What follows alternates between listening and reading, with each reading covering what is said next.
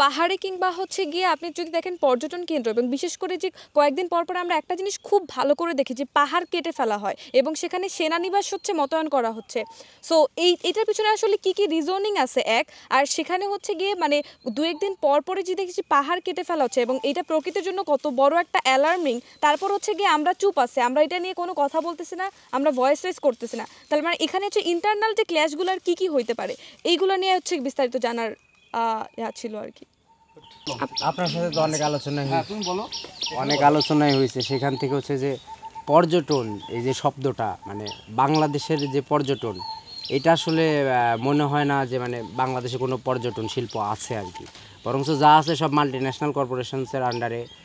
পাহাড় এবং আদিবাসী উভয়ের জন্য একটা হুমকি হয়ে দাঁড়াইছে এই পর্যটনটা, এটাকে পর্যটন বলা চলে না। তো আমি জানতে চাই বেসিক্যালি পাহাড় এবং আদিবাসী, হ্যাঁ মানে আমাদের যে বর্তমান পর্যটন শিল্প মানে বিস্তার হয়ে আছে চারিদিকে, তো এইটা হচ্ছে পাহাড় এবং আদিবাসীদের সেক্টরে কতটা হুমকি হিসেবে? প্রথমত কয়েকটা খুব বেসিক ধারণা দিই। হ্যাঁ, সেটা হলো পাহাড় আমরা মনে করি পার্বত্য চট্টগ্রাম খুব বড় অঞ্চল না, এইটা একটা বাংলাদেশের মানুষের ধারণা আছে। পুরো বাংলাদেশের প্রেক্ষাপটে, জমির প্রেক্ষাপটে পার্বত্য অঞ্চল মনে হয় খুব ছোট্ট একটা জায়গা বা ছোট কোনো কিছু, এইটা কিন্তু না। পার্বত্য চট্টগ্রাম কিন্তু বিশাল। পার্বত্য চট্টগ্রাম টোটাল আমাদের বাংলাদেশের মোট ভূখণ্ডের 10% কিন্তু। খেয়াল করেন যে জায়গাটা কিন্তু আসলে অনেক বড়, এত ছোট না। 10% জায়গা বাংলাদেশের কিন্তু কম না, বিশাল অঞ্চল, তাই না? একটু পিছনেই যাই, হ্যাঁ, তাহলে আপনার বুঝতে সুবিধা হবে। একটু বেশি পিছনেই যাই, সেটা হলো যে আজ থেকে 100 বছর আগে এই ভূখণ্ডে কি কোনো দেশ ছিল? ভারত, পাকিস্তান, বাংলাদেশ, মায়ানমার ছিল না তো। মাত্র 100 বছরের একটা ব্যবধানে, হ্যাঁ, আবার আগামী 100 বছরে এখানে কি হবে এটা কিন্তু আমরা কেউ জানি না এই ভূখণ্ডে। এইটা হলো প্রথম ব্যাপার। তার মানে ধরেন জেনারেশন যদি ধরেন আপনি, যে আমরা কিন্তু মাত্র 100 বছরের হিসাব করতেছি, কে আদিবাসী কে আদিবাসী না, এই প্রশ্নগুলো কিন্তু পরে আসতেছি। কিন্তু প্রথম কথা, 100 বছর আগেও কিন্তু এখানে কোনো দেশ ছিল না আলাদা। তার মানে আপনি 100 বছরে আপনি 2টা জেনারেশন পাচ্ছেন বা 3টা জেনারেশন পাচ্ছেন সর্বোচ্চ, অর্থাৎ আপনার বাবা, আপনার দাদা, আপনার দাদার আগে তাহলে দেশপ্রেমের সংজ্ঞাটা তখন কী ছিল? আমরা যে আজকে যে দেশপ্রেম বলতেছি বা জাতিপ্রেম বলতেছি বা এই জিনিসগুলো বলতেছি, তার মানে সংজ্ঞাটা তো তখন তো একটা সময় পুরো এই ভূখণ্ডটাতে একটা ভূখণ্ড ছিল। আজকে ভুটানকে আমরা একটা ছোট্ট দেশ হিসেবে দেখি, ভুটান চীনের মতো বড় দেশ ছিল এই অঞ্চলে। কোচবিহার, জলপাইগুড়ি এই পুরোটাই ভুটানের আন্ডারে ছিল। আজকে যে আমরা কালিম্পং দেখি বা এই অঞ্চলটা, পাহাড়ি অঞ্চলটা, এটা কিন্তু পুরোটাই ভুটান ছিল। তাহলে অথচ সেই ভুটান কিন্তু আজকে কমতে কমতে কমতে কমতে এতটুকু জায়গায় আসছে, আমরা ভুটান একটা ছোট্ট দেশ হিসেবে জানি, এই জায়গায় চলে আসছে। তো এই যে ব্যাপারগুলো, যে কয়েকটা জেনারেশনে কীভাবে আসলে মানে 2-3টা জেনারেশনে মাত্র কীভাবে চেঞ্জ হয়ে যাইতে পারে এই ভূখণ্ডটা, এটা হলো প্রথম আলাপ। দ্বিতীয় আলাপ হলো পার্বত্য চট্টগ্রাম। পার্বত্য চট্টগ্রাম বুঝতে গেলে সবার আগে আপনাকে 7 সিস্টার্স বুঝতে হবে। যে 7টা রাজ্য যে আমরা বলি যে দ্য 7 সিস্টার্স, কারণ ওটার সঙ্গে ওতপ্রোতভাবে কানেক্টেড। এখন ওটাকে বাদ দিয়ে আমি যদি পার্বত্য চট্টগ্রাম বুঝতে চাই, তাহলে এটা ভুল বোঝা হয়। যেমন আপনি যদি বাংলা বলেন বা বাংলা ভাষাভাষী, আপনি কোনোভাবে কিন্তু পশ্চিমবাংলাকে বাদ দিতে পারবেন না। রবীন্দ্রনাথকে কি আপনি বাদ দিতে পারবেন? পারবেন না তো। এটা বাদ দিয়ে তো বাংলা হচ্ছে না। আবার কাজী নজরুলকেও আপনি বাদ দিতে পারবেন না, আপনি কাউকে বাদ দিতে পারবেন না। ঠিক একইভাবে আপনি পার্বত্য চট্টগ্রাম নিয়ে আলোচনা করলে তাহলে আপনাকে মোটামুটি সবগুলো নিয়ে কথাবার্তা বলতে হবে। বা অন্যদের, যেমন আমাদের নর্থ বেঙ্গলে প্লেনল্যান্ডের আদিবাসী যদি ধরেন, তাহলে ওখানে সাঁওতাল আছে, গারো আছে, ওরাও আছে, পাহান আছে, তাই না? তো তার মানে আপনি কোনোভাবেই আসলে ওদেরকে বাদ দিয়ে কিন্তু শুধু আমরা বাঙালি যদি বলি, তাহলেও কিন্তু সম্ভব না। আবার যদি আপনি আসেন শেরপুরের দিকে, ওখানে আদিবাসী আছে। সিলেটের দিকে আপনি চিন্তা করেন, তার মানে মোটামুটি আপনি সব জায়গায় কিন্তু পাচ্ছেন। আমরা যে শুধু যে একটা বাঙালিত্ব একটা ফলাইতে যাচ্ছি, বিষয়টা তো আসলে এই ভূখণ্ডে এরকম ছিল না বা এরকম কখনোই ছিল না। এইটা হলো প্রথম বেসিক আলাপ। আমি যদি আজকে বেগম রোকেয়া থেকে শুধু সুবিধা নিতাম বা পড়াশোনার ক্ষেত্রে যত যাবতীয় সুবিধা, তখন আমার প্রেমটা এখান থেকে ওইখানে চলে যেত। তার মানে একটা নির্দিষ্ট টেরিটরির মধ্যে আমরা যখন কমন ইন্টারেস্ট ভাগাভাগি করি, সেখানে হচ্ছে কি আমাদের দেশপ্রেমের উদ্ভব হয়, যেটা হচ্ছে কি অনেক দূর আলোচনা আছে। হ্যাঁ, 7 সিস্টার্স পার্বত্য চট্টগ্রাম। হ্যাঁ হ্যাঁ, ওটা পরে আসছে, ওটা তো আরও পরে। আচ্ছা, এখন আপনারা ম্যাপটা, এগুলোর জন্য কিন্তু ম্যাপও খুব ইম্পর্টেন্ট। ম্যাপ মানে গুগল ম্যাপটা আমরা মানে এই আলোচনার পর বাসায় গিয়ে অন্ততপক্ষে একবার যে আলোচনাটা করতেছি, এটা গুগল ম্যাপটা একটু দেখে নেবেন। হ্যাঁ, ক্লিয়ার? বাংলাদেশের ম্যাপটা নিয়ে তো মোটামুটি ধারণা আছে, কোন অঞ্চলটা কোন দিকে। রংপুর কোন দিকে? একদম উপরে, পঞ্চগড় উপরে, তাই না? ব্রহ্মপুত্রটা কুড়িগ্রামের ওই দিক দিয়ে ঢুকলো, তাই না? কয়েকটা বেসিক জিনিস বলে নিচ্ছি। ব্রহ্মপুত্রটা কুড়িগ্রাম ওই দিক দিয়ে ঢুকলো। আচ্ছা, ব্রহ্মপুত্র এখানে মানে মূল রিভার, আমরা এটা ঢোকার সময় ব্রহ্মপুত্র হয়, আর বাংলাদেশে অংশে প্রবেশ করার পর তারপরে এটাকে যমুনা নাম ধারণ করে বের হয়ে আসে। এই তো ঘটনা। চিটাগং হিল ট্র্যাক্স মজার ব্যাপার, এভারেস্ট বা আমরা হিমালয় যদি বলি, হিমালয়ের আগের হিল। এটা কিন্তু হিমালয়ের আগে গঠন হয়েছে এই হিলগুলো। এই হিলগুলো গঠন হয়েছে কোনটা কোনটা? আপনারা এই সাইডের পুরো যে 7 সিস্টার্স বলা হচ্ছে, আপনারা খেয়াল করবেন 7 সিস্টার্সের মধ্যে সিকিম নাই। আন সাইডে আপনারা দেখেন মেঘালয়, মণিপুর, নাগাল্যান্ড, মিজোরাম, অরুণাচল, আসাম পর্যন্ত পড়ে, ত্রিপুরা পড়ে, কিন্তু ওপাশের হিল রিজিয়নগুলো কিন্তু পড়তেছে না। আপনারা খেয়াল করেন সিকিম পড়তেছে না, তাই না? তো এই যে 7 সিস্টার্সের এই যে মেজর যে রিজিয়নটা, যেটা আমরা মেঘালয়ের পাহাড় দেখি বা আমরা মিজোরামের পাহাড় দেখি, এটা কিন্তু হিমালয় গঠন হওয়ার আগের পাহাড়। এইটা ছিল বার্মিজ প্লেট বলা হতো। এই সাইডটা পুরোটা একদম মায়ানমারের যে পাহাড় সারি এবং আমাদের চিটাগং হিল ট্র্যাক্সের যে পাহাড় সারি, এটা পুরোটাই ছিল বার্মিজ প্লেট। আর উপরের দিকে চায়নার দিকে যে প্লেটটা আমরা দেখি, ওদিকের যে অঞ্চলটা, ওইটা ছিল ইউরেশিয়ান প্লেট। আর এই পুরো জিনিসটা ছিল আমরা ইন্ডিয়া, বাংলাদেশ, এই পুরো অঞ্চলটা ছিল, এটা হলো ইন্ডিয়ান প্লেট। যখন ইন্ডিয়ান প্লেটের সঙ্গে ইউরেশিয়ান প্লেটের ধাক্কা লাগে, ধাক্কা লাগার পর কিন্তু হিমালয়টা গঠন হলো। হিমালয়টা গঠন হওয়ার পর ব্রহ্মপুত্র তখন গঠন হয়ে গেল। ব্রহ্মপুত্র তখন যখন এই যে আমরা তিব্বত বলতেছি পৃথিবীর 7 বা সবচেয়ে উঁচু অঞ্চল, এই যে তিব্বতের ওপাশ থেকে আপনারা দেখবেন ম্যাপে যে নদীটা আপনার প্রথমে পশ্চিম দিক থেকে পূর্ব দিকে ধাবিত হলো। দেখেন নামটা খেয়াল করেন, ব্রহ্মপুত্র, অর্থাৎ ব্রহ্মার পুত্র, অর্থাৎ ঈশ্বরের পুত্র, তাই না? সে তার মতো করে, মানে এই নদীটাকে ঈশ্বর বলা হচ্ছে। যতগুলো নদী আছে সবগুলো নদীর কিন্তু ঈশ্বরের পুত্র সে। তার মানে এটা কিন্তু বিশাল একটা ব্যাপার। নামগুলো কিন্তু এভাবে আসছে। আমরা নামগুলো যদি একটু খেয়াল করি তাহলে কিন্তু অনেক কিছু আমরা ইতিহাসের সঙ্গে কানেক্টেড করতে পারবো। আমরা কিন্তু চিটাগং হিল ট্র্যাক্সেই থাকবো, আমরা কিন্তু চিটাগং হিল ট্র্যাক্সে আসতেছি, কিন্তু এই হিস্টোরিগুলো মোটামুটি কানেক্টেড করতে পারলে আপনাদের বুঝতে খুব সুবিধা হবে। এখন ব্রহ্মপুত্র যখন পশ্চিম থেকে পূর্ব আসলো, আপনারা খেয়াল করবেন ম্যাপে অরুণাচলে গিয়ে একটা ব্যান্ড নেয়, এরকম ইউ এর মতো একটা ব্যান্ড নেন, ইউ শেপ, যেটাতে চীন এখন ওখানে বাদ দিতে চাচ্ছে ওই ব্যান্ডটাতে, তাই না? তো এই যে ব্যান্ডটা যে নিল, এই যে ব্যান্ডটা যে নিচ্ছে, এই ব্যান্ডটা থেকে আপনারা খেয়াল করবেন আবার এই পূর্ব থেকে পশ্চিমের দিকে কিন্তু আবার ফ্লো করছে ব্রহ্মপুত্র, করলো এসে আবার আমাদের বাংলাদেশে যখন ঢুকছে, পুরোটা কিন্তু পশ্চিম থেকে পুরো আসাম হয়ে আসছে।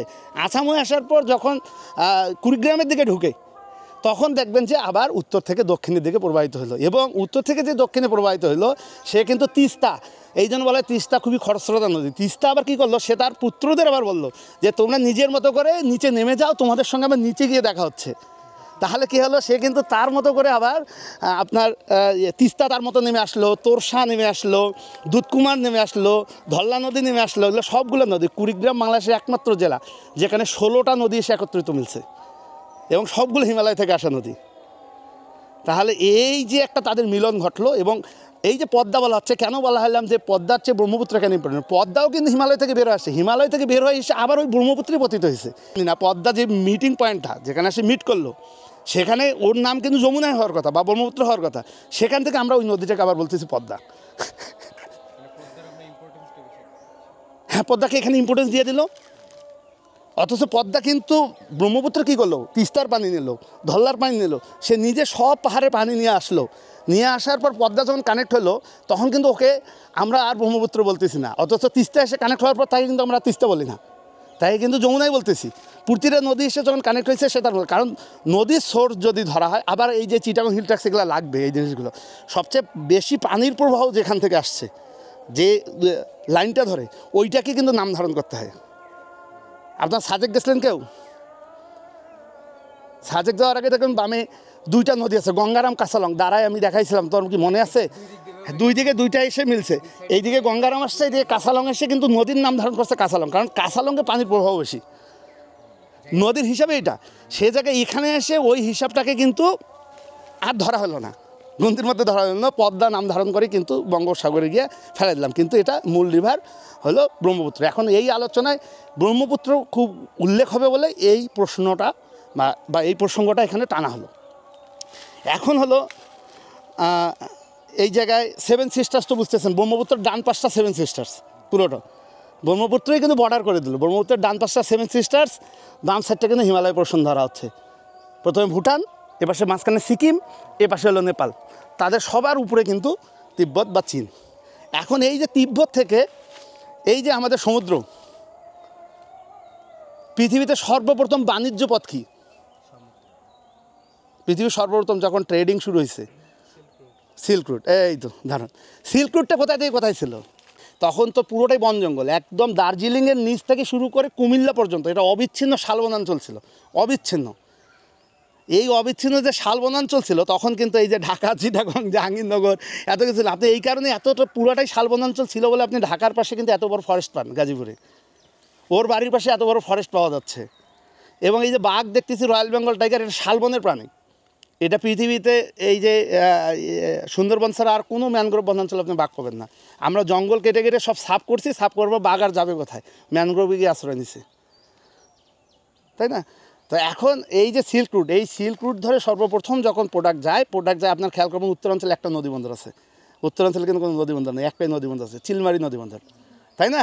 তাহলে চিলমারিতে গিয়ে কী হতো, এই বড় বড় জাহাজগুলো সমুদ্রপথ থেকে ওই চিলমারিতে গিয়ে নোঙর করতো। ওপাশে তো নদী 16টা নদী সে একত্রিত মিলছে, সে তো আর বড় জাহাজ ওদিকে যাবে না। সবচেয়ে ইম্পর্টেন্ট জোন ছিল রংপুর, কারণ হলো সমস্ত জাহাজকে ওখানে নোঙর করতে হচ্ছে।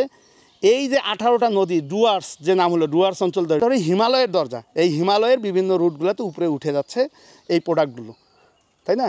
তো এই প্রোডাক্টগুলো যখন উপরে উঠতেছে এবং তখন কিন্তু মানুষের সঙ্গে, এই জন্য আপনারা দেখবেন যে বাঙালি কিন্তু পুরো মিক্সড একটা জাতি। আপনার পাহাড় থেকে নেমে আসা নেপালি, ভুটানি, তাদের সঙ্গে যেরকম দেখা হয়েছে এই অঞ্চলের মানুষের, ঠিক একইভাবে সমুদ্র থেকে উঠে আসা মানুষেরও এখানে দেখা হয়েছে। আবার অ্যারাবিয়ান বণিকরাও যখন সিল্ক রুট ধরে বাণিজ্য করা শুরু করছে, ইউরোপিয়ানরা যখন বাণিজ্য করার চেষ্টা করছে, তখনও কিন্তু তাদের সঙ্গে দেখা যাচ্ছে। এই জন্য মিক্সচারটা এত বেশি হয়ে গেছে যে আমাদের দুইজন বাঙালির চেহারা কিন্তু একরকম না। খেয়াল করে দেখেন, বিভিন্ন জনের চেহারা বিভিন্ন রকম। আপনি দেখতে পারেন চাকমাদের দেখলে আপনি বুঝতে পারবেন যে সে চাকমা, তাই না? জাতিগতভাবে আপনি দেখবেন কোনো বাঙালির চেহারা কিন্তু কেউ কালা হয়েছে, কেউ ধলা হয়েছে, মানে এত বেশি মিক্সচার হয়ে গেছে এখানে। এটা কিন্তু মিক্সড জাতি। এখন এই যে 7 সিস্টার্সের যে পুরো অঞ্চলটা, আমরা যে কারণে চিটাগং হিল ট্র্যাক্সের প্রশ্নটা আসলো, এই 7 সিস্টার্সে একটা অংশ, তাহলে আমাদের এপাশে যেরকম জাতিগোষ্ঠী আছে এপাশেও জাতিগোষ্ঠী আছে, আর এরা কিন্তু আগে থেকেই এপাশে কিন্তু এটা পুরোটা আরাকান স্টেট ছিল। আপনারা এখনও চিটাগংয়ে যখন যাবেন আপনারা দেখবেন চিটাগং শহরে রোড টু আরাকান আছে, আরাকান রোড কিন্তু এখনও আছে। তার মানে আরাকানের সঙ্গে খুব বেশি কানেক্টেড ছিল এই অঞ্চলটা। আপনি দেখেন এই কারণে ভাষাও ভিন্ন, কিন্তু চাটগাইয়া ভাষা আমাদের সাধারণ বাংলা ভাষার চেয়ে একটু ভিন্ন না? আপনি দেখেন অনেকটা বেশি রাখাইন স্টেটটার সঙ্গে কিন্তু ভাষার সঙ্গে কিন্তু মিল পাওয়া যায়, বা আমরা ধরেন রোহিঙ্গাদের সঙ্গেও কিন্তু মিল পাই, তাই না? হ্যাঁ, হু বলতে গেলে এরকম না? তো এই জিনিসগুলো, হ্যাঁ, এখন পার্বত্য চট্টগ্রামের সঙ্গে আমরা বর্ডার শেয়ার করে কারা কারা, এইটা যদি আমরা এখন দেখি তাহলে আমরা এখন বুঝতে পারবো। আমরা এখন মানে বেসিক একটা ধারণা দিলাম আগে যে এই অঞ্চলটা, ডান্সারটা হলো 7 সিস্টার্স। 7 সিস্টার্সের সঙ্গে আমাদের চিটাগং হিল ট্র্যাক্স খুব কানেক্টেড। দেখা গেলে ভালো। আমার আর্ট কিন্তু খুবই খারাপ, খুবই জঘন্য। আমরা যদি একটু দেখি, যদি আমরা এটা ব্রহ্মপুত্র কিন্তু এই দিক দিয়ে আসছে, এই যে এটা তিব্বত, এই দিক দিয়ে ঢুকে এই যে অরুণাচল একটা ব্যান্ড নিল, এই দিক দিয়ে ফলো করে তারপরে এই দিক দিয়ে আসলো, এইটা হলো ব্রহ্মপুত্র। নদীটা এরকম অনেকটা, হ্যাঁ, ব্রহ্মপুত্র। এইটা হলো তিব্বত, এগুলা কিন্তু পাহাড়, এগুলো পাহাড়। ব্রহ্মপুত্র এই দিকে, এটা আসাম। মজার ব্যাপার, এইটা কিন্তু মেঘালয়, এটা কিন্তু মেঘালয়, ম্যাপে দেখবেন মেঘালয়, তাই না? আচ্ছা, এটা হলো বাংলাদেশ, এই দিক দিয়ে আসলে এখন বাংলাদেশ। এটা এখন কথা হলো এই যে মেঘালয়টা, এইটা কিন্তু রংপুর, নর্থ বেঙ্গল কিন্তু এইটা পুরোটাই কিন্তু নর্থ বেঙ্গল, রংপুর। তাহলে রংপুরের নদী পার হলে মেঘালয় কিনা? নদী পার হলে মেঘালয় পাচ্ছেন না আপনি? মজার ব্যাপার, আমরা যে কমলা খাই, এই যে আমরা গারো হিলস বলি, মেঘালয় 3টা হিল রিজিয়ন নিয়ে, একটা হলো গারো হিলস, একটা খাসি হিলস, একটা জয়ন্ত হিলস, এইভাবে 3 ভাগে ভাগ। এই গারো হিলস পৃথিবীতে সর্বপ্রথম আমরা যে কমলা লেবু খাই, কমলা লেবুর মাদার সিড ওখান থেকে আসা, গারো হিলস থেকে, এবং এটাও এই অঞ্চলের প্রোডাক্ট। আমরা যতগুলো মুরগি খাই আজকে গোটা পৃথিবীতে, চিকেন ইন্ট্রোডিউস করছে আমরা, এটা আমাদের এই অঞ্চলের প্রাণী, শালবনের প্রাণী। কীরকম? এটা আপনি দেখবেন রেড জঙ্গল ফগ, পৃথিবীতে যত মুরগি আছে সব মুরগির মা।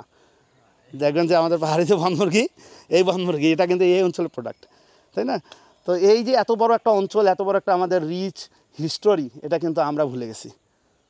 এখন যদি আমরা দিলে চিটাগং হিল ট্র্যাক্সটা আমাদের লেজের এই পিছনে, এই তো চিটাগং হিল ট্র্যাক্সে আমাদের এতটা, মানে টোটাল কিন্তু 13টা জাতিগোষ্ঠী। 13টা জাতিগোষ্ঠীর মধ্যে বৃহত্তম জাতিগোষ্ঠী চাকমা, মারমা, তারপরে আসবে মোরো, খুমি, খিয়াং, বম, তঞ্চঙ্গা, পাংখুয়া, চাক পড়বে একটা। চাক সবচেয়ে ছোটো জাতিগোষ্ঠী, ত্রিপুরা আছে, চাক সবচেয়ে ছোটো জাতিগোষ্ঠী। এই যে ছোটো জাতিগোষ্ঠীটা মাত্র সংখ্যা কত জানেন? 2500 পুরো একটা দেশ চাকপাড়ায় বিলুপ্তির পথে। এটা নাইক্ষংছড়িতে শুধুমাত্র এই অঞ্চল, রামু নাইক্ষংছড়ি এই অঞ্চলটাতে শুধু চাকরা আছে। এই যে 13টা জাতিগোষ্ঠী আমাদের চিটাগং হিল ট্র্যাক্সের, এখন এই 13টা জাতিগোষ্ঠী মিলেই আমাদের এই পাহাড়ে। এখন পাহাড়ে যদি আমরা আসি, পাহাড়ে কোন জাতিগোষ্ঠীগুলো কোথায় বসবাস করে, হ্যাঁ, কোন অঞ্চলে, এই অঞ্চল ধরে ধরে যদি আমরা একটু হিসাব করি তাহলে আমরা বুঝতে পারবো যে আসলে পাহাড়ের স্ট্রাকচার অনুযায়ী আসলে কোন জাতিগোষ্ঠীগুলো কোথায় বসবাস করে। ধরেন এইটা একটা পাহাড়, আমি বড়ও করে দিচ্ছি যাতে আপনার বুঝতে সুবিধা হয়। এটা পাহাড়, পাহাড়ে একেবারে চূড়া আছে না, টপ। আপনি পাহাড় টপের দিকে যে জাতিগোষ্ঠীটা পাবেন ওইটা হলো মোরো, একেবারে পাহাড়ের চূড়ায়। আপনি দেখবেন সাধারণত পাহাড়ের চূড়ার দিকে যখন আপনি বান্দরবান যাবেন, নীলগিরি টিলগিরির দিকে যাবেন, দেখবেন চিম্বুক রেঞ্জের উপরের দিকে পাহাড়ের চূড়ার দিকে বসবাস করতেছে কিন্তু এই মোরোরা। আবার যদি অপেক্ষাকৃত একটু ঢালু অঞ্চলে, এরকম ছোটো ছোটো পাহাড় হয়েছে না, আবার অপেক্ষাকৃত ঢালু কিন্তু টপের দিকেই থাকতে চায়, আপনি এদেরকে পাবেন বম জাতিগোষ্ঠী বা এদেরকে আপনারা পাবেন। আবার আপনি পাহাড়ের ঢালে একেবারে নিচের দিকে, পাহাড়ের পানিটা নিচে নামতেছে, নিচে তো রিভার হচ্ছে, নদী, সাঙ্গু নদী, মাতামুড়ি নদী, সব কি পাহাড়ের নিচে।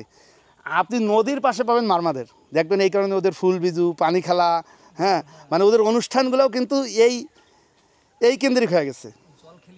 হ্যাঁ, জল খেলি, এই যে জিনিসগুলো হচ্ছে এই অঞ্চলে। তো এই এক এক অঞ্চলের কিন্তু এক এক ধরনের সৌন্দর্য। আমরা যখন পাহাড়ে যাব, আমরা যদি প্রতিটা জাতিগোষ্ঠী ধরে ধরে পর্যটনটা করি, এখন আসলাম কিন্তু পর্যটনে, আমরা যদি প্রতিটা জাতিগোষ্ঠী ধরে ধরে পর্যটন করি, তার মানে এখানকার আমার সৌন্দর্য একরকম।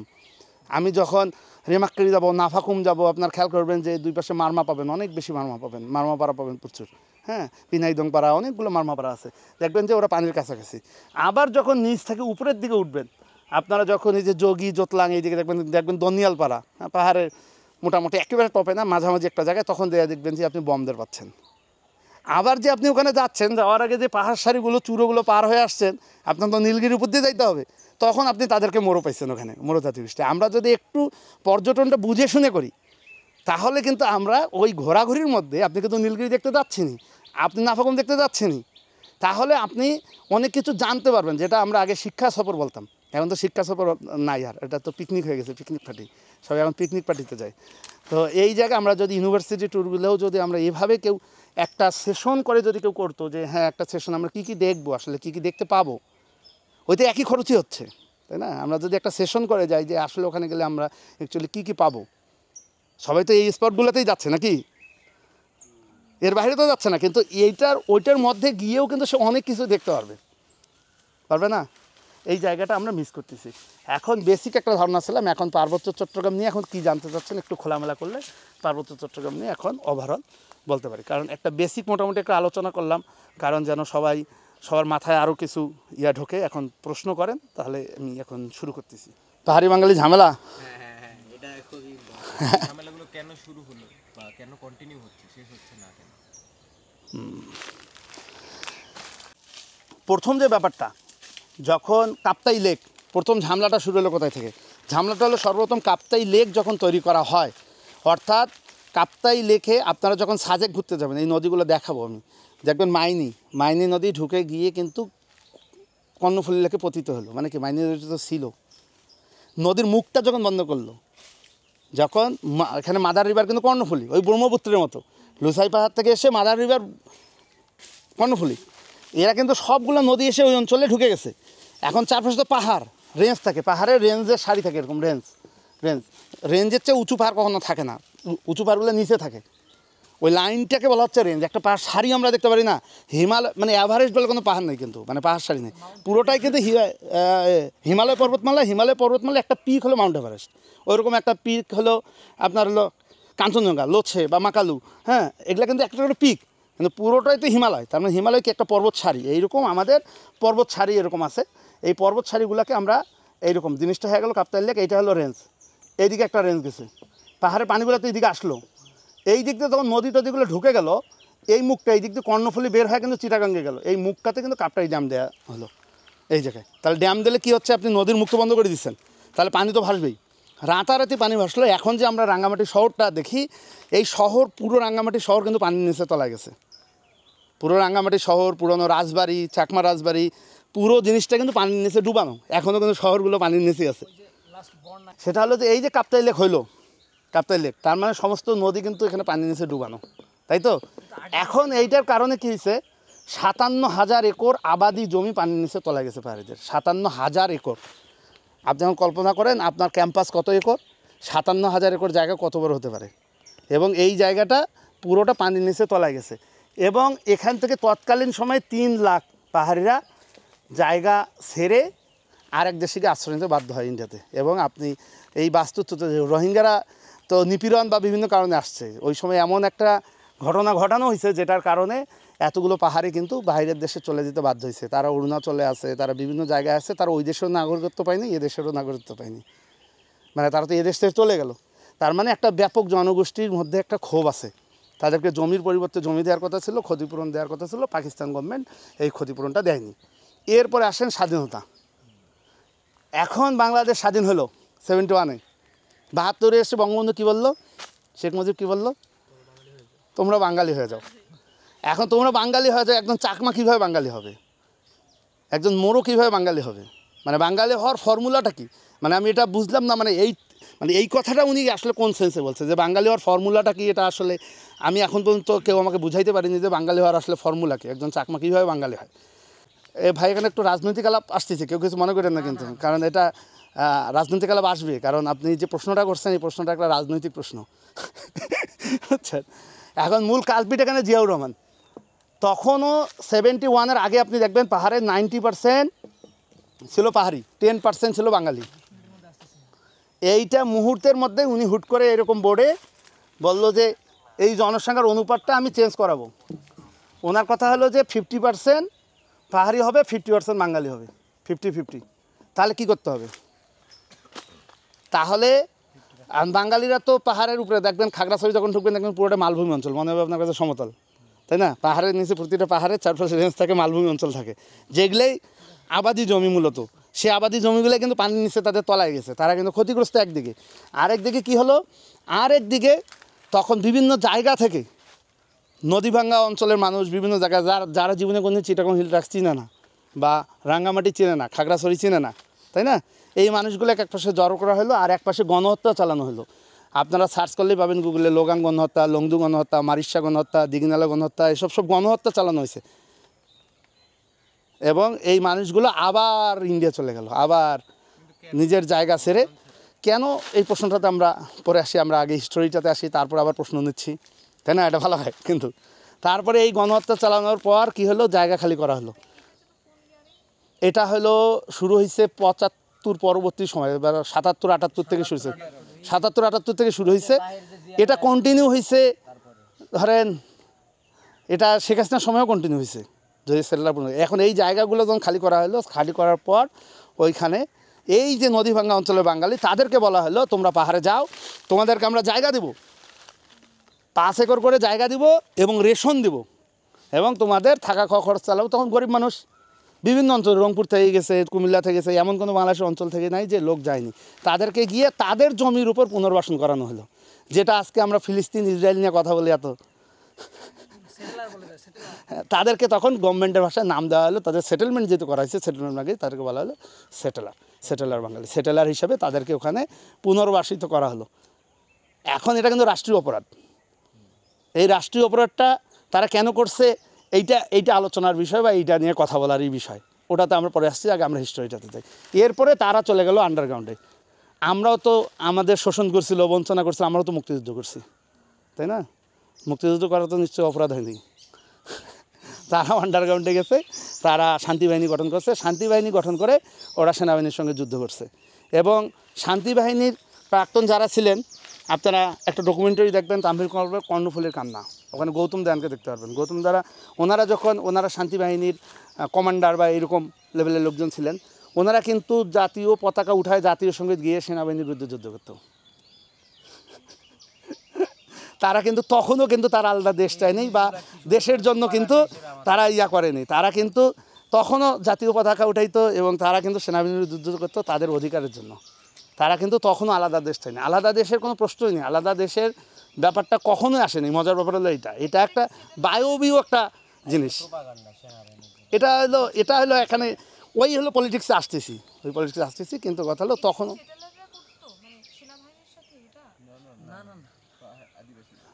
আদিবাসীরা হচ্ছে সেনাবাহিনীর বিরুদ্ধে ক্রিকেট দেখ এদিকে 50-50 90 থেকে 90-10 ছিল। এখন যদি আপনি বলেন এখন বাঙালি হলো 52%, আপনি দেখবেন, আর 48% হলো পাহাড়ি। এখন এইরকম জায়গায় এই অনুপাতটা চেঞ্জ করে ফেলা হয়েছে। হ্যাঁ, একটা জাতিগোষ্ঠীকে বা কিছু জাতিগোষ্ঠীকে ডেমোলিশ প্রশ্নগুলো একটু পরে নেই, খুব ভালো হয়। একটু আলোচনাটা শেষ করলে প্রশ্নগুলো আপনার কথা প্রশ্নই কিন্তু দেবো, সবারই প্রশ্ন দেবো। মোটামুটি বেসিক আলোচনাটা শেষ করে ফেলি, তাহলে খুব ভালো। শান্তি চুক্তি পর্যন্ত আসলেই কিন্তু হয়ে যাচ্ছে, আলোচনা শেষ হচ্ছে, তারপর প্রশ্ন হচ্ছে। এরপরে ওরা আন্ডারগ্রাউন্ডে গেল, যুদ্ধ হলো।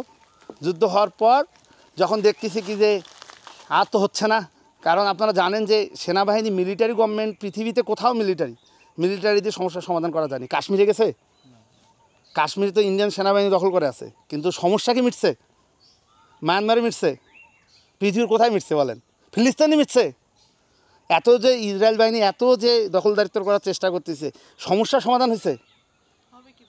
সমস্যা তো সমাধান হবে না। তার মানে এটা তো মিলিটারি সমস্যা না, এটা তো মিলিটারি সমস্যা না। তখন 96-এ আওয়ামী লীগ গভর্নমেন্ট আসলো, 97-এ শান্তি চুক্তি হলো। শান্তি চুক্তিটা এটা একটা মূলা ঝোলানো হলো তাদেরকে। হ্যাঁ, তখন একটাই ওদের দল ছিল জেএসএস সঙ্গে শান্তি চুক্তি হলো। শান্তি চুক্তিতে হলো যে শান্তি চুক্তির ধারাগুলো বিশ্লেষণ করে দেখবেন, শান্তি চুক্তির ধারাগুলো পড়ে নেবেন, পড়ে নেওয়ার পর দেখবেন যে মূলত 3টা জায়গায় এসে ঠেকে যায়। আমি শর্টকাট বলছি, একটা সেনা, একটা ভূমি, স্যাটেলাইট। সেনা অর্থাৎ সেনাবাহিনীরা বাংলাদেশের অন্য জায়গায় যেভাবে ক্যান্টনমেন্টে থাকে সেভাবে ক্যান্টনমেন্টেই থাকবে। সাধারণ যে আইনে আমাদের দেশ চলতেছে, আপনি এখানে কোনো অপরাধ করলে আপনাকে পুলিশ ধরে নিয়ে যাবে, আপনার কোর্টে যাবেন, আপনার আইন আদালত বিচার হবে। আমার সেনাবাহিনী তো রাস্তায় আপনাকে ধরে না, নিশ্চয়ই ধরে? রাস্তাঘাটে ধরে না তো। আপনি কোনো একটা অপরাধ করলে আপনাকে কি সেনাবাহিনী ধরে না পুলিশ ধরে? পুলিশ ধরে। কথা হলো সেনাবাহিনী ওখানে যে সেনা শাসনটা চলতেছে, একটা অঘোষিত সেনা শাসন, সেইটা প্রত্যাহার হবে এবং সেনাবাহিনী 4টা বড় বড় ব্রিগেডে তখন সেনাবাহিনী ওখানে থাকবে। ঠিক আছে? ভূমি, যার জমি, তাকে, যে জমির মালিক, তাকে ওই জমিটা ফেরত দিতে হবে। তারপর একটা সেটেলার আর ভূমি একই সঙ্গে যুক্ত, এটা তো বুঝেই গেছেন।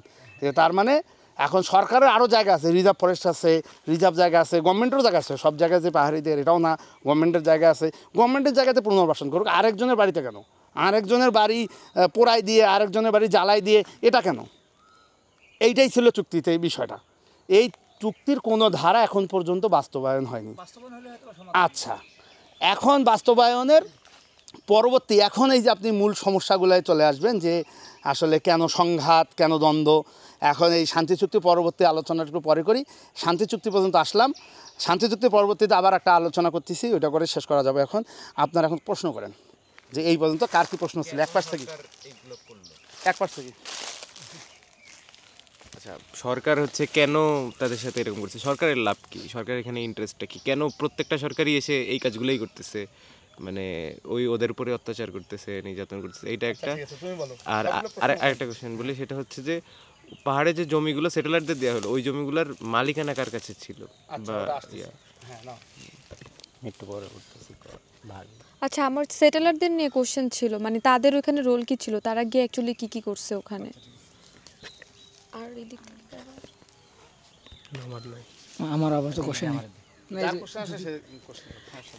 আমার প্রশ্ন সেম ছিল যে হচ্ছে একটা গোষ্ঠীকে বা কিছু গোষ্ঠীকে যখন ডেমোলিশ করবে একটা সরকার, তার পিছনে একটা লজিক্যাল কারণ বা একটা থ্রেট থাকা দরকার যে আমাদের কাছে আদিবাসীরা কি থ্রেট ছিল কিনা, সরকারের কাছে এটা কি থ্রেট ছিল কিনা।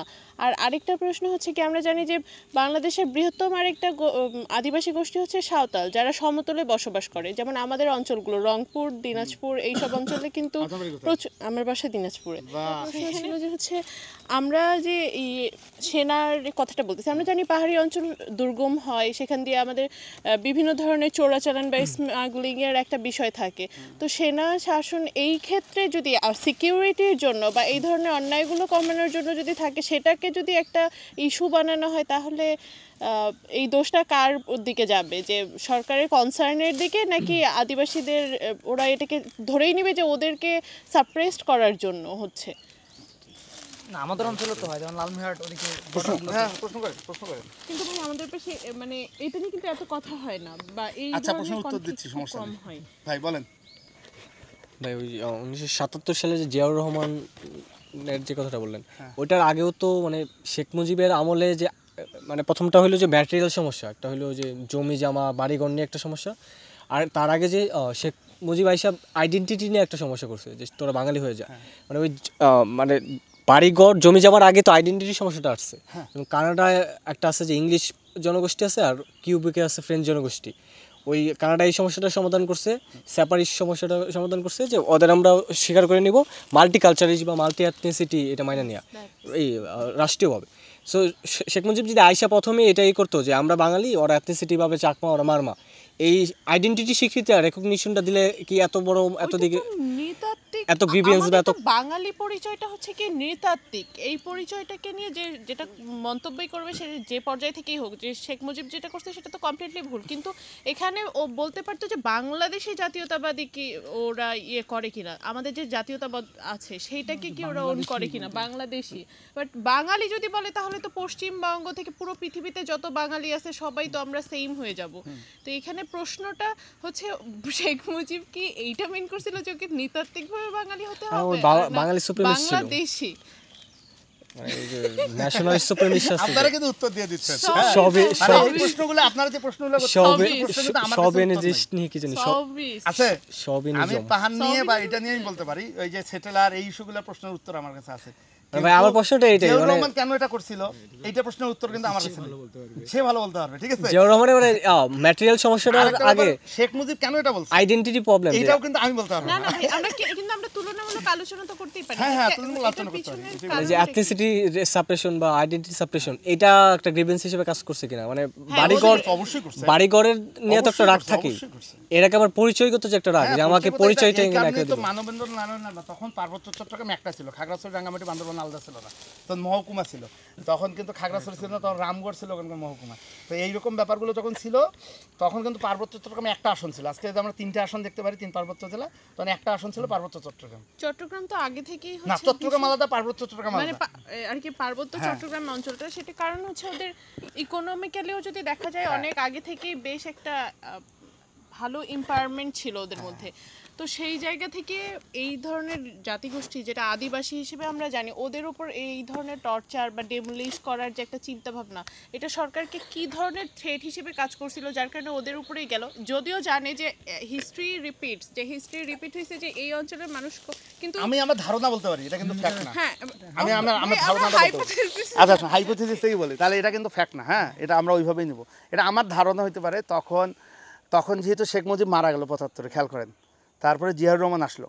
জিয়াউর রহমান আসার পর জিয়াউর রহমান চিটাগং হিল ট্রাক্সটাকে তখন আর এক ধরনের থ্রেট মনে করতেছিল, কারণ চিটাগং হিল ট্রাক্সের সঙ্গে ভৌগোলিকভাবে কারা কারা যুক্ত, খেয়াল করেন। খাগড়াছড়ির এই পাশটা, রামগড়ের এই পাশটা কিন্তু ত্রিপুরা, আপনারা দেখছেন বন্যার সময় এই দিক দিয়ে পানিটা ঢুকছে, তাই না?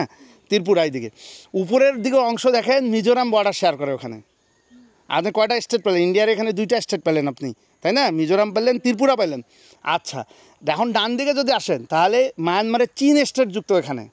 চীন স্টেট হলে এই যে কুকি চীন বলা হচ্ছে, এই যে কুকি চীন জাতিগোষ্ঠী যারা বম, লুসাই, পাংখোয়া, এদেরই জাতি ভাই ওপাশে, কিন্তু এবারে এদেরই জাতি ভাই কিন্তু মিজোরামে, তাই না? একটা বড় প্রশ্নের অংশ কিন্তু। আবার যে চাকমা মারমা, এদেরই জাতি ভাই কিন্তু এই পাশে ত্রিপুরাতে, তাই না? আবার এই পাশে যদি আসেন আপনারা নিচের দিকে, বান্দরবনের নিচের দিকে, যে আপনার থানচি, রুমা, রোয়াংছড়ি, আলীকদম, এই সাইডটা যদি আসেন তাহলে আপনি চীন স্টেট পাচ্ছেন একদিকে, আবার আলীকদমের পিছনের পোর্শনটা থেকে নাইক্যংছড়ি, রামু হয়ে কক্সবাজার হয়ে সেন্ট মার্টিন পর্যন্ত এটা রাখাইন স্টেট পাচ্ছেন। তার মানে এখানে প্রতিটা জাতিগোষ্ঠী কিন্তু সবার সঙ্গে ভূখণ্ডের সঙ্গে কানেক্টেড, কারণ ভাগগুলো এমনভাবে করা হয়েছে যে ভাগগুলো এখানে একটা সমস্যা কিন্তু তৈরি হয়ে আছে। আমরা মনে করি সব সময়, আপনারা খেয়াল করবেন দেশভাগের সময় আমরা শুধু বাঙালিরা ভাগ হয়েছে, এপাশ সবাই আসে, আমরা এত বেশি স্বার্থপর, আমরা আমাদের চিন্তাটা খালি করছি। এপাশে যে গারোরা ভাগ হয়েছে, এপাশে যে জয়ন্তী হিলসে ওরা যে ভাগ হয়েছে সিলেটের দিকে, এপাশে চিটাগং হিল ট্র্যাক্সে যে ভাগ হয়েছে এপাশ ওপাশ, আমরা কিন্তু তাদের কথা বলি না, আমরা শুধু আমাদের কথাটাই কিন্তু বলতেছি। এবং তাদের মনের মধ্যে রাষ্ট্র কোনো শুনতে চায়নি, তারা তাদের মতো করে এইটা জায়গায় তাদের মতো করে এটা মনে হয়েছে যে বিচ্ছিন্নতাবাদী আন্দোলন এখানে হতে পারে বা অন্য ধরনের ঝামেলা হতে পারে। তখন জিয়াউর রহমান এটাকে থ্রেট মনে করছে, থ্রেট মনে করে আমার ধারণা এই জিনিসটা উনি বাস্তবায়ন করছে যে সেটেলার ওখানে ঢুকাইতে আমার হবে, আমার ধারণা। এখন বলেন, এটা পৃথিবীতে সব জায়গায় হচ্ছে, এটার উত্তর আমার কাছে নাই। মাইনরিটি মেজরিটি, হ্যাঁ, ধর্ম আজকে আমরা দেখতেছি না কি অবস্থা হচ্ছে। আনসারটা এর আগে দিছেন, এটা হইতে পারে, কারণ মনে করে যে ইন্ডিয়ান যে ব্যাপার স্যাপার, ইন্ডিয়ান যে জাতি ওই সাইডে আর আমাদের যে জাতি, হ্যাঁ ওরা ওইটা হইতে পারে আনসার। এটা হইতে পারে, কিন্তু আপনি তো এইভাবে সমস্যার সমাধান তো হবে না, এটা সমস্যা আরও বাড়বে, তাই না? কমে নাই তো সমস্যা। এখানে কি আরেকটা ব্যাপার ইনক্লুডেড না, যে আমরা বলতেছি যে হ্যাঁ আমরা মাইনরিটির রাইটস নিয়ে হচ্ছে গিয়ে মানে হরণ করার একটা মানসিকতা সব সরকারের মধ্যে আছে, কিন্তু আমরা তো কিছু উগ্রবাদের ঘটনা মাইনরিটি থেকেও পাই, এবং যেটা যেটা আমাদের জন্য একটা শঙ্কার জায়গা। সো ওই জায়গাটা সরকার এনশিওর করার জন্য সরকার এরকম ডিসিশনগুলো তারা আনে। মাইনরিটি তো অলওয়েজ একটা ইনসিকিউরিটিতে ভুগবেই। সে তো ইনসিকিউরিটিতে ভুগতেছে, আপনি তাকে কোনো কিছুই দিচ্ছেন না। আপনি পুরো বাংলাদেশে স্যানিটেশন প্রায় শূন্য করেছে, আপনি সারাদিন মিনা কার্টন দিয়ে বিজ্ঞাপন দিচ্ছেন যে বাথরুম করার পর সাবান দিয়ে হাত ধুইতে হবে, তাই তো? আবার মিনা কার্টন দিয়ে বিজ্ঞাপন দিচ্ছেন যে খাবার স্যালাইন খাইতে হবে। সারাদিন বিটিভিতে প্রচার হয়েছে যে 2 মুঠো চিনি লবণ, এটা তো মানুষ সবার মাথার মধ্যে সেট হয়েছে যে ডায়রিয়া হলে খাবার স্যালাইন তৈরি করে খাইলে ডায়রিয়ার সমাধান। এখন যে পরিমাণ লোক, ওই যে একটা কালকে ওকে শেয়ার করছি গ্রুপে, ওটা শেয়ার করে দিও 2টা ভিডিও, ডায়রিয়া ক্রাইসিস নিয়ে আমরা 2021 যখন কাজ করছি, আপনি শত শত বাচ্চা এরকম হাতের উপর আপনার ডায়রিয়ায় মারা যাবে। আপনি দেখতে পারবেন যে ডায়রিয়া একটা 5 টাকার খাবার স্যালাইনের জন্য, মানে কোনো কুকুর শিয়ালের বাচ্চা না, একটা মানুষের বাচ্চা এভাবে মারা যাচ্ছে ততটা। এবং 99% জায়গায় কোনো পাহাড়ি গ্রামে কোনো বাথরুম নেই। আপনি যদি বাংলাদেশের পাহাড় দেখেন এই অবস্থায় আমরা রাখছি, আর আপনি যে দার্জিলিংয়ে গিয়ে দেখেন সবচেয়ে ভালো ভালো স্কুলগুলো ওদের পাহাড়ে, দার্জিলিংয়ে, কার্শিয়ঙ্গে, সেন্ট পল, সবগুলো ভালো স্কুল দেখেন ওখানে। মেঘালয়ে আপনি যান, ওখানকার পাহাড়িটাকে দেখেন, আর চিটাগং হিল ট্র্যাক্সের পাহাড়িকে দেখেন। এইটা কি আমাদের দেশে পাহাড় বলেই করে? কারণ আমাদের দেশে তো অনেক কিছু। এদের কাছে একটা সহজ উত্তর সারা জীবনে পাইছি, খুব দুর্গম অঞ্চল, এখানে কাজ করা যায় না ভাই। এদের কাছে একটাই উত্তর, খুব দুর্গম অঞ্চল। মানে আপনি উপাসের পাহাড়ের চেয়ে, দার্জিলিং কালিম্পংয়ের উপাসের পাহাড়ের চেয়ে আপনার এই অঞ্চল দুর্গম। না, এটা তো এখন বাংলাদেশে যদি বলি যে সাপোজ অন্যান্য আরো তো অনেক প্রত্যন্ত অঞ্চল আছে যেখানে হয়তো সেটা থাকতে পারে, কিন্তু ওভারঅল আপনাকে কম্পেয়ারটা কোন জায়গায় করতে হবে। আপনি 99% এলাকায় কোনো স্যানিটেশন দিতে পারেননি এখনও। আপনি কিলোমিটার পর কিলোমিটার যাবেন, একটা প্রাইমারি স্কুল দিতে পারেননি আপনি।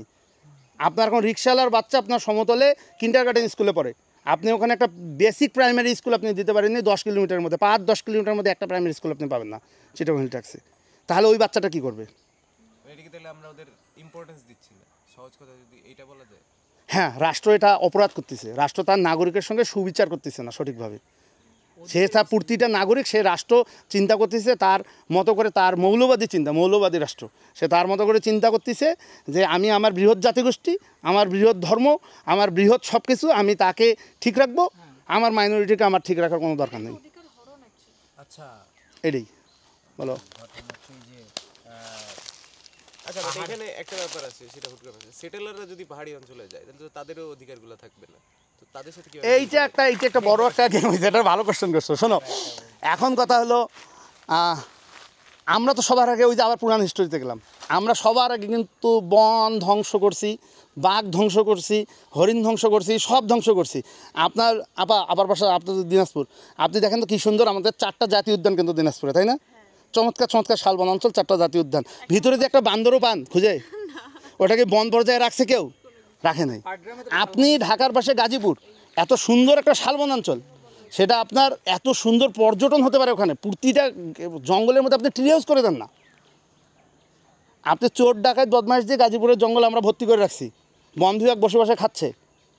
ইন্ডিয়াতে গিয়ে বন বিভাগকে দেখেন, ওখানকার আদিবাসীকে জিজ্ঞেস করেন, সে বলে কি, আমি বললাম কি আপনার বন মুরগি ধরে খান না? আমরা তো পাহাড়ে গেলে খেয়ে আপনার খান না, এই বলছি। বলে ধরবো, ওটা ধরলে 14 বছর জেল, স্ট্রিক্টলি। বনের একটা কাঠে হাত দেয় না, একটা গাছে হাত দেয় না। ওরা ওই এডুকেশনটা ওই জায়গায় ওরা পর্যটনটাকে নিয়ে গেছে। পর্যটন এখানে খুবই জরুরি বিষয়। পর্যটন যদি এখন আপনি এখানে ইমপ্লিমেন্ট করেন, ওই আদিবাসীকে যদি পর্যটনের সঙ্গে কানেক্টেড করেন, সে অভাবমুক্ত করা খুব জরুরি। জমি নিয়ে একজন কী একটা প্রশ্ন করছিল, মালিকটা আসলে কীভাবে নির্ধারিত হয়? দেখো, পাহাড়ের 3 পার্বত্য 3টা রাজা আছে এখনও।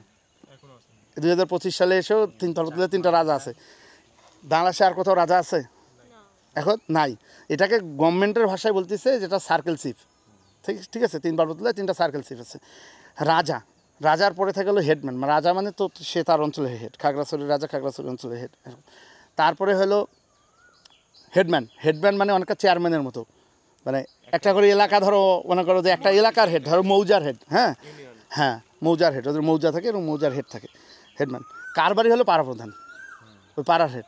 এখন জমিটা আসে এইভাবে বিলি বন্টন ব্যবস্থা। তুমি তোমার বাপদাদাকে জিজ্ঞেস করো তো, ওই রেকর্ড যে আমরা বলি, 42, 47, 67, হ্যাঁ 60, 90 দিকে, তার আগে কিন্তু রেকর্ড নেই আছে, তার আগে তাহলে জমি কাটছিল। জমির মালিকানা পদ্ধতিতে আমরা কাগজ কলম শিক্ষিত হলাম, আমরা আমাদের মতো চালু করলাম, ঠিক আছে। ওরা তো তখন ওদের মতো করে জমি বিলি বন্টন ব্যবস্থা পাহাড়ের হলো রাজা নির্ধারিত করে দেবে কার জায়গা কোনটা হবে, সেটা কারবারির মাধ্যমে। আলাদা প্রশাসনিক ব্যবস্থা আছে তাদের, আলাদা বিচার ব্যবস্থা আছে তাদের। এখনও ওদের ওখানে মামলা কম হয় কেন? ওরা পুরো গ্রাম আদালতে তাদের মতো করে রাজার কাছে কোনো সমস্যা, কারবারির কাছে সমাধান না হলে হেডম্যানের কাছে যায়, হেডম্যানের কাছে সমস্যা না হলে রাজার কাছে যায়, রাজার কাছে সমস্যা না হলে তারপরে মামলায় যাবে। তাহলে সরকার যখন সেটেলরদের গেল তখন কি সরকার ওই ওদের ব্যবস্থার সাথে একটা কনফ্লিক্টিং পজিশন? অবশ্যই ওটার ফেল করে থোড়াই কেয়ার করছে। পার্বত্য চট্টগ্রাম 1900 সালে ভূমি আইন অনুযায়ী কোনো বহিরাগত কেউ পার্বত্য চট্টগ্রামে জমি কিনতে পারবে না। তার মানে যতগুলো লোক আছে সবাই অবৈধ, জমি কেনার রাইটই তো নেই। এটা শুধু আমাদের ক্ষেত্রে না, এটা 1900 সালে যে একটা, এটা সব জায়গায় প্রযোজ্য। আপনি দেখেন কাশ্মীরে 370 ধারা মোদি রদ করছে না, তার মানে কাশ্মীরে জমি, কারণ কি কাশ্মীর যদি বলতো কি যে আমার জমি কেনার আমি অধিকার দিচ্ছি, তাহলে কি হবে? টাটা কোম্পানি বলতো আমি আমার ফ্যাক্টরিটা ওই পাহাড়ের চূড়ায় বানাবো, তাই না? আমার এত জায়গা যদি সমরের জায়গা দাম বেশি, আমি টাটার ফ্যাক্টরি ওখানে বানাবো। আমি পাহাড়ের জমি নিয়ে আমাকে যদি অধিকার দেয় যে আমি পাহাড়ে গিয়ে জমি কিনবো, জমি কেনার অধিকার দিল, আমি যে কী করবো? আমি যে রিসোর্ট বানাবো, আমি তো জঙ্গলটা রাখবো না। আমার জীবনযাপন তো ওটা না, আমি তো সাপ খেতে পারি না, আমি তো ব্যাং খেতে পারি না, আমার তো খাদ্যাভ্যাস ওটা না। এখন এই যে জমি সেটেলারদের নিচের দিকের জমিগুলো দখল করে তাদেরকে দিল, এবং পাহাড়ের উপরে ওরা তো টিকতে পারে না, পাহাড়ের উপরে ওদের এই জন্য সংখ্যায় খুব কম। আর বিলি বন্টন ব্যবস্থাটা ওদের এইভাবে জমি বিলি বন্টন ব্যবস্থা, এখন আবার ওদের এইভাবে জমি বিলি বন্টন ব্যবস্থা হয় কেন? কারণ পাহাড়ের উপরে যে জুম হয়, আমরা যে জুম ক্ষেতগুলো দেখি, জুম ক্ষেতগুলোতে যেটা হয়, আপনি দেখবেন মোরদের বিশেষ করে পাড়া, আজকে গিয়ে দেখবেন এ পাড়ায় আছে, আপনি 2 বছর পর গিয়ে দেখবেন ওখানে পাড়া নাই, আর ওরা 2 কিলোমিটার দূরে চলে গেছে। 2 কিলোমিটার দূরে চলে গেছে কেন?